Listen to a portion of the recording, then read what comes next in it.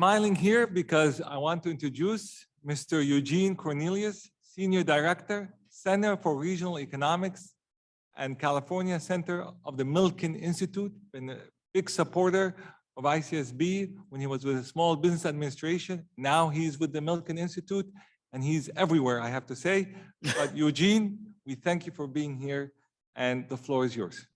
Well, thank you, Ayman, for this such a warm welcome. And I guess I don't have to introduce myself. That was very comprehensive. I also currently serve on the advisory council to the United States Import-Export Bank.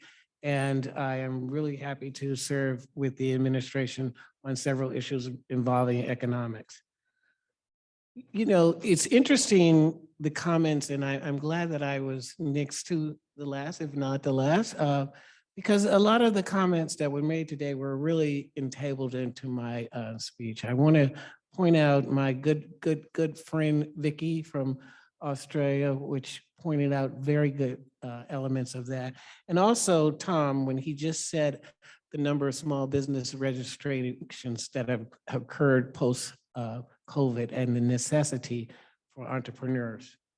And the reason I point out those two comments is because when we look at the International Labor Organization call for collaborative finance policy, repair and regulations in the financial sector, and to support the real economy, they are quoting nearly 200 million unemployed people and another 40 million needed jobs in the next decade.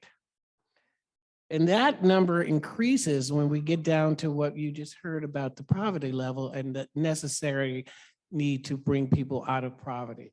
It then goes to 60 million jobs for the next 15 years each year.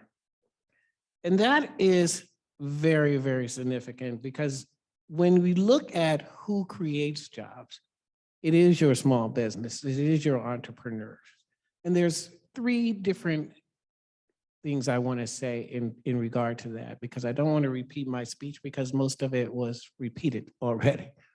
But 2/3 of all jobs created in the United States after the 2008 recovery or recession or whatever you want to call it by that name was created by small businesses. And of that, 40% of them were women. And of that 40% of women, 70% of them were women of color. And that is really significant because that means, as we all know, that entrepreneurs are invested in their communities. And when they create jobs in their communities.